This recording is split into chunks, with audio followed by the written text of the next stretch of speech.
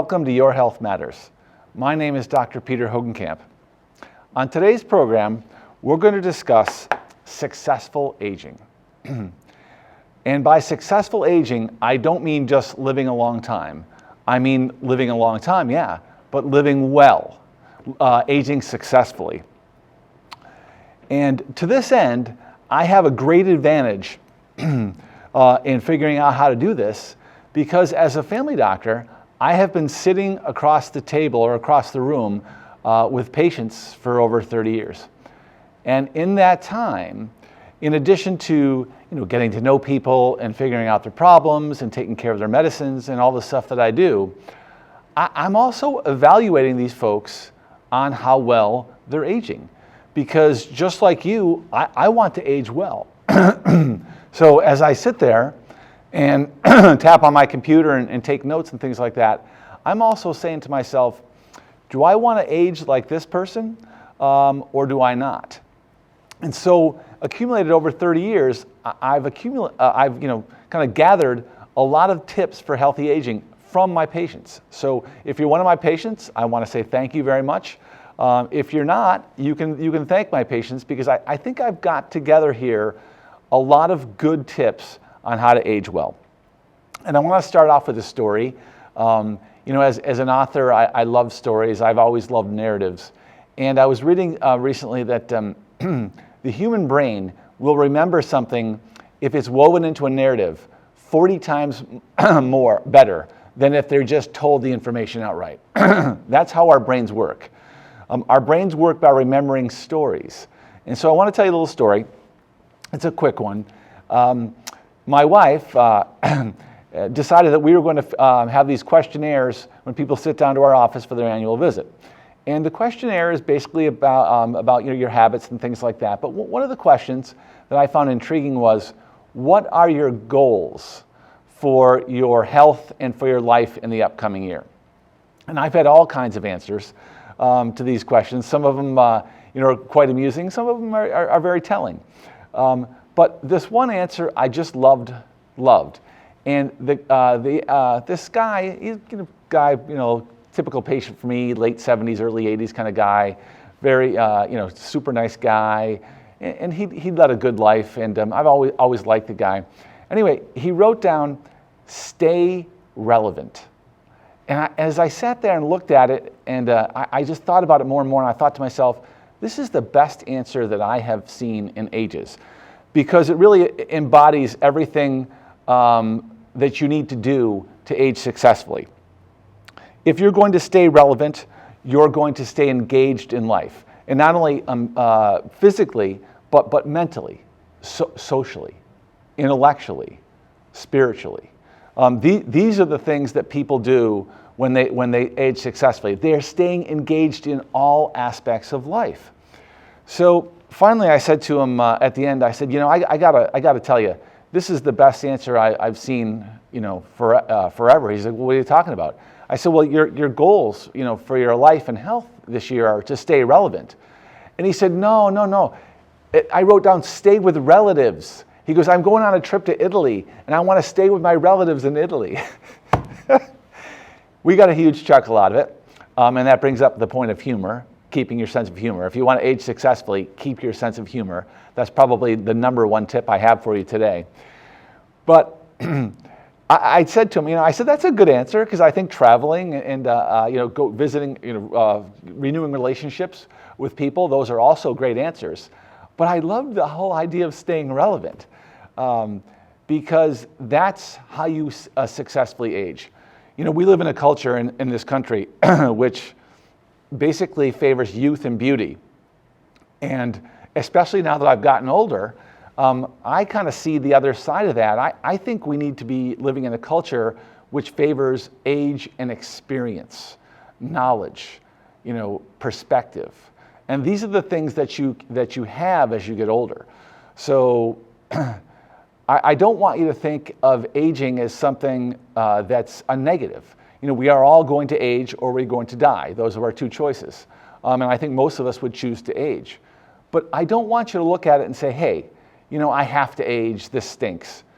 It doesn't. there are so many good aspects of aging that I don't think we talk about enough. Age gives us perspective. Age makes us more comfortable in our own skin. Our age implies that we've had experience in life and we've done things. These are all wonderful things, and let's not forget about them. So let's go back to what I said before about engagement.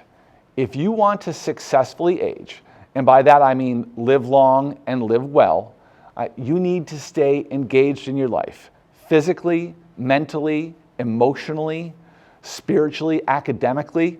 I remember I was talking to my dad many years ago, and my father was an interesting guy because he had these kind of two sides to him. He had this very, very serious side, which which served him well as an accountant and manager of General Electric in Utica. But it wasn't his kid's favorite side, let's put it that way. And then he had this great, wonderful side where he was, he loved to dream about things, and he had a great sense of humor, and he loved to experience stuff and go hiking. And these two things, they almost seemed kind of like on opposite sides of the spectrum for him, and it was either one or the other for him. He didn't do a real good job of blending those things in. As he got older, the more serious kind of side took over, and one day I was chatting with him, and I said to him, I said, Dad, if you don't laugh, what's the point? If you're not out to learn, what's the point of going on? I mean, someone once said that you're old when you stop laughing. And I would also say, I think you're old when you stop learning. Age, people say this all the time, but I think it's a truism, and that is, age is just a number. I have patients in my practice who are 101 who are very, very youthful in their mind, in their outlook, and I have patients who are in their 20s who are really old. And I think that speaks to the idea that successful aging is also about attitude. Attitude is such a good determiner of how well you're going to age. And when people talk to me about longevity, we'll often discuss the blue zones. I think most of us have heard of these blue zones. These are the 7 areas in the world where people routinely live to be over 100 years of age. And one of the things we've tried to do, obviously, in our we're mortal, so as us mortal beings look at our age and our life expectancy and things like that, we look to places like this, for hope. Hey, wait a minute, maybe if I do the things that they do here, and I can also live a long, healthy life, which is a goal I think for everybody. Unfortunately, longevity. Remember now, successful aging is not just longevity, but longevity is primarily determined by your genetics. There's no doubt that the primary determinant of longevity is genetics. And there's other things, but the choices you make and plain old luck that determine longevity as well. But successful aging, I think, is a lot different because in successful aging, we're going to ignore genetics. For one thing, we can't do anything about them. But we're going to focus on the choices that we make. And in all aspects of our life, that help us to successfully age, to stay relevant in our lives. And by relevant, I mean to contribute to society, to add. If in the course of the day, as I sit down and talk to my patients, I'll always tell them, turn off your TV. Your TV, except for this program you should be watching. But outside of Your Health Matters on PEG TV, you should be turning off your television. Don't just sit there and let other people give you opinions and this and that. You need to stay engaged with your life. And by engaged with your life is not just watching TV other than Your Health Matters. So, I think I've kind of introduced what I want to talk about today and over the next couple of months in our program. So let's start with some nuts and bolts about how you age successfully. And I want to start off first with exercise. Number one, because I happen to love exercise. I just enjoy doing it. It's been a major part of my life, and I think it's probably the number one thing that's helped me thus far, age successfully. As a little aside, I wanted to talk about aging successfully is intergenerational. And what that means is you can be 5 years old or 85 years old, and you can still make choices that will help you age successfully. Obviously, we think about it more at 85 than we do 5, but the choices that you make at 5 years of age, or the choices that your parents make for you at 2 years of age, those are going to be things that determine how well you successfully age. So as young parents out there, think about that. You obviously want to have your kid live a long, healthy, and successful life. So make choices for that child that will enable him or her to do that. And that primarily focuses on diet and exercise and activity, which you learn when you're young. One of my favorite things to tell, I love seeing young children and their parents in the office, and I tell them this all the time. I said, do you know what adults are? We adults are big children. And what does that mean? It means that a lot of the things that determine who we are the same as when we were little kids. For instance, our diet. I love to get parents have kids eat good whole foods, things that walk, swim, and fly. I talk about that all the time. People say, what should I eat? You should eat things that walk, swim, fly, and grow. Because those are whole natural foods. They were put on this earth for us to eat, and those are the things that we should be eating if we want to age successfully. However, keep in mind now, it's especially important when you're a kid, because you form your dietary habits when you're a kid. How many times do I have people say, my patients will all tell you, some people that know me, that pasta is terrible for you. It's terrible for you. Pasta is just basically baseless carbohydrate. It's an energy form. And eating your entire meal, getting all your calories or the primary portion of your calories in a meal from just baseless carbohydrate it's just a no-no. But doc, I'm Italian. I grew up on pasta, and I see their point. I really do. These are powerful things. If you grew up eating this or you grew up eating that, you're going to want to do it your whole life because they're just ingrained in us. It's not just something we like; it's an emotional response as well. And so it's visceral. It comes from inside us. It's hard to argue against. So if you're a parent and you're worried about successful aging, not only for yourself, but for your child, have them eat whole foods, protein sources, fruits, vegetables, nuts, grains. These are the things that we should be eating. But anyway, we're actually talking about exercise, and I digress, which I'll do often. And for those folks who've seen this show before, they know I love to digress and then come back to what I was talking about before. Exercise. Why does exercise help us age successfully? Well, for a lot of reasons. Number one is exercise helps us stay lean. As I've said before in this program, talking about various other subjects, exercise is a great way to maintain your body weight. It is not a great way to lose weight, because when we exercise, it stimulates our appetite center, and we want to eat. Our brain stems are many years old. They were formed hundreds of thousands of years ago when we used to starve to death as a routine thing. One of the leading causes of death for man 300,000 years ago was basically starvation. So our brain stems have evolved trying to avoid us, to have us not starve, which means that when we exercise, it's stimulating our appetite, and our appetite, if we're hungry, gets us up and motivated to go, look for some, slugs underneath a rock, to catch a fish, to maybe grab some eggs from a nest, to hunt down a mastodon, that kind of thing.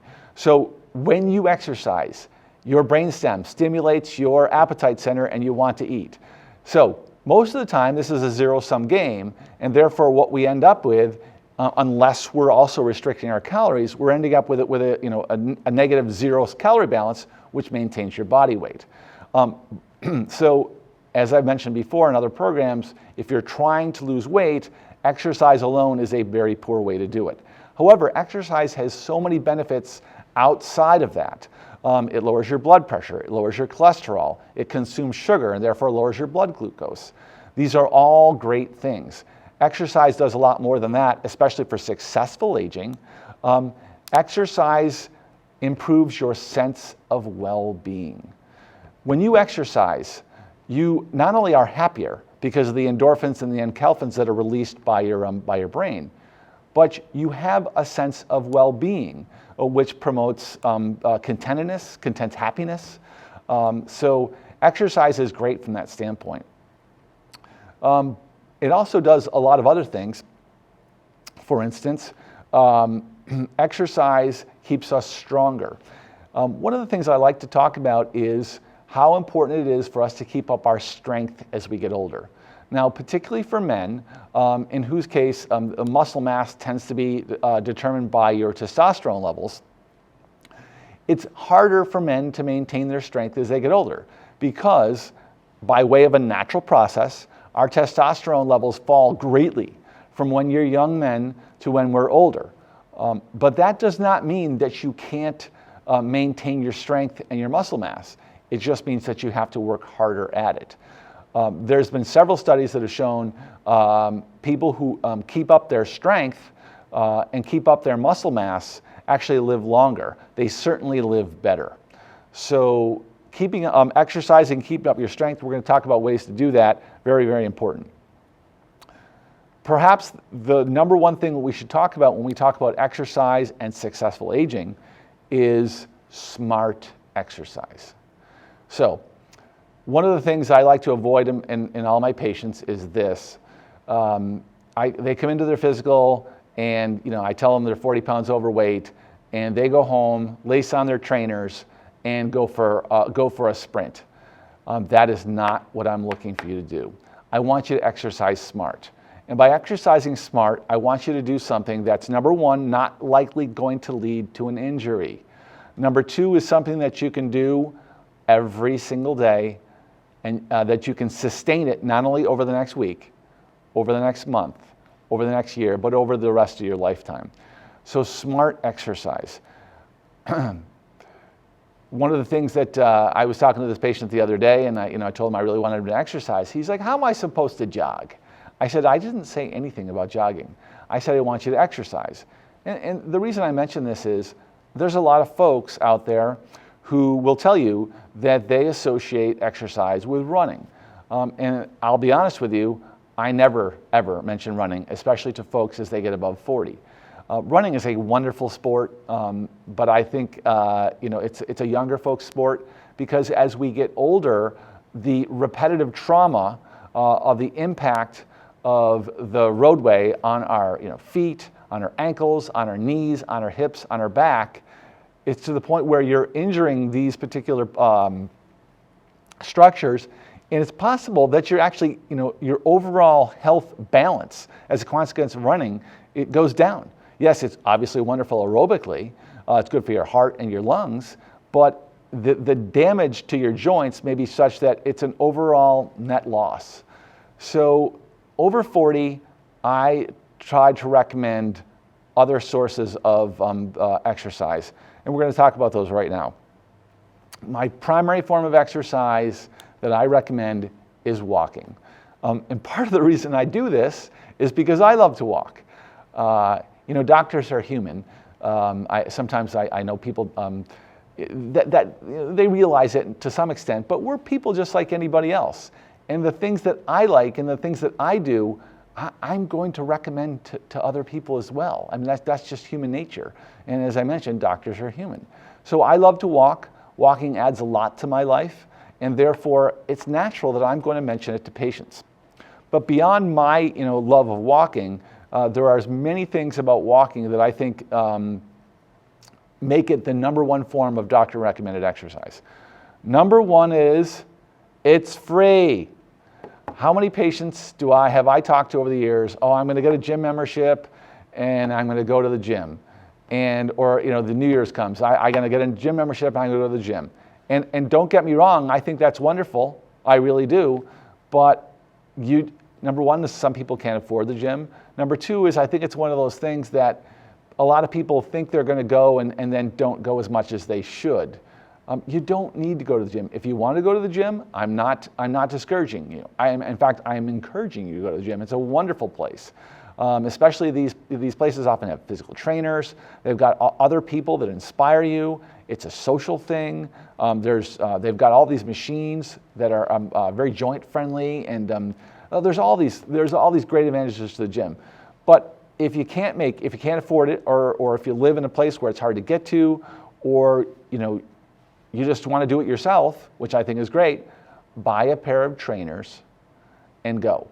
Walking is 24/7, 365. And what I mean by that is you can walk anytime.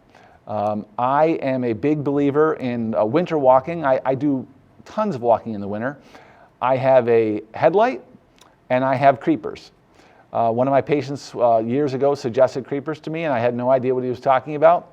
But after he explained it, I thought to myself, this is a brilliant idea.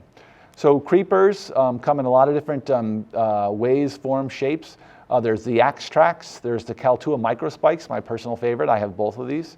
And there's all different kinds of devices that you strap onto your boots, and they basically have, in case of the Axe Tracks, there's this long spring on the bottom that digs into the snow. With the Kaltua microspikes, they dig in with these small little microspikes. You can walk safely in any time of the year with these microspikes. It doesn't matter if there's ice or snow on the road, these things are going to walk, you're going to be fine. Walking is cheap. Most people have something they can walk in. If you decide to go a walking program, you can start right away and go. You can go at night with a headlight or even a flashlight. You can walk on a treadmill. Some days in the winter, it's just too cold out even for me, although I will say that there are very few days that I am kind of put off by the weather, because, frankly, there's great outdoor equipment these days. Gore-Tex, wool, fleece, you can stay warm. And when you walk, you tend to stay warm anyway. But again, there's going to be some days you just don't feel like going outside, get on the treadmill. It's great. So walking is cheap. It's available at any point in time. As I mentioned, it's 24/7, 365. Walking has other advantages. Oftentimes people walk with someone else, so it's social. You're getting fresh air. It's a change of scenery. It's a great thing to walk.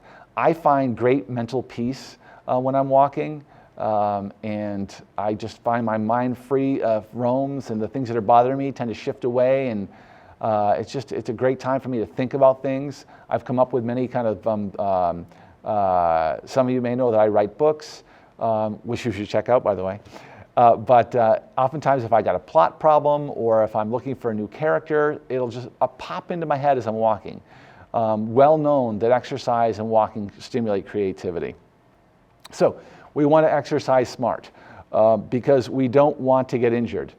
An injury in older folks can be devastating.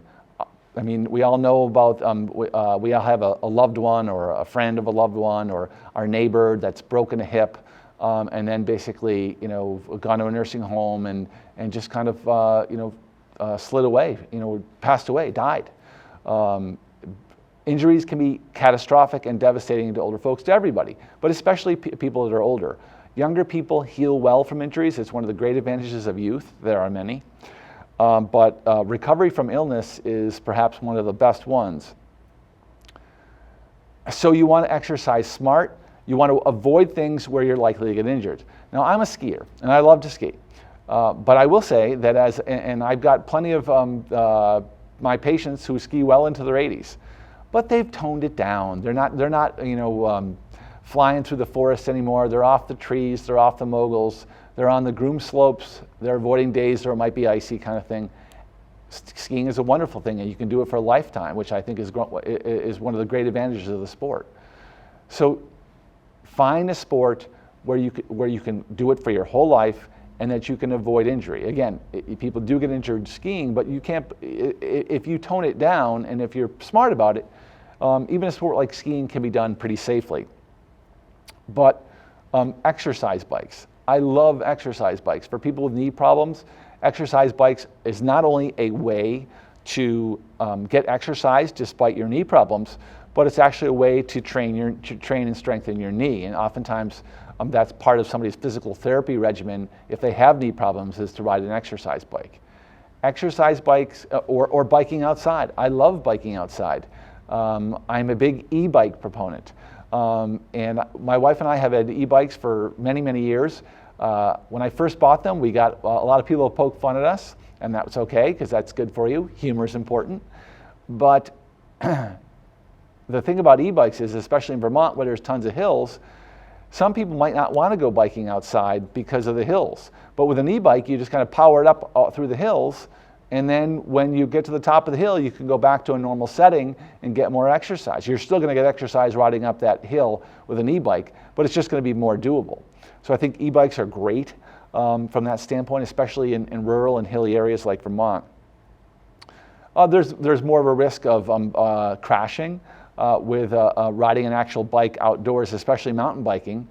But so if you're younger, in which case you recover from injury better, as I mentioned, I think outdoor biking is phenomenal. As you get older, I do like more road biking or stationary biking. It's a great exercise. It really is.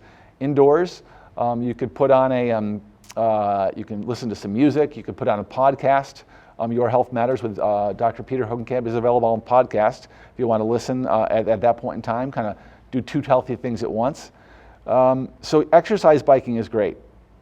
Stretching is so important as we get older, especially to avoid injury.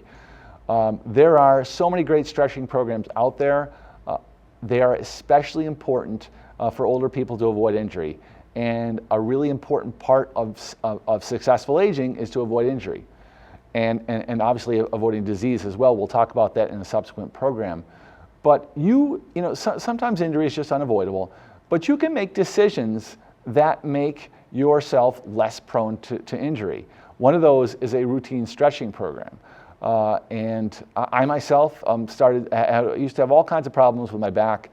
And eventually I got it through my thick skull that I was going to need to stretch often and continue doing it. And for the last 25 years, I've developed a stretching program, and I have to say, I have essentially been back pain free for those 25 years. It's amazing how well stretching works in the avoidance of injury. Remember, the avoidance of injury is a very, very important part in staying, in aging smart, aging successfully, healthy aging. I have a patient in mind that I do house calls on, and this gentleman is into his 80s, and he has had numerous physical problems, including a stroke, but the man still manages to exercise. He rides a stationary bike for 15, 20 minutes a day. He does these strengthening exercises with cords, which is with bands, which is a wonderful way to do it. Remember, Tom Brady uses bands to exercise, so it isn't necessarily uncool to use bands, but it's very, very, very helpful to keep yourself stretched out. Bands are great too because they increase strength without really kind of causing muscle injuries such as tears or strains. Bands are great. We'll talk about more of those. Yoga.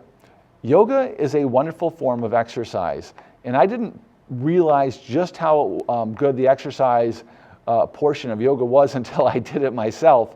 Holy Moses.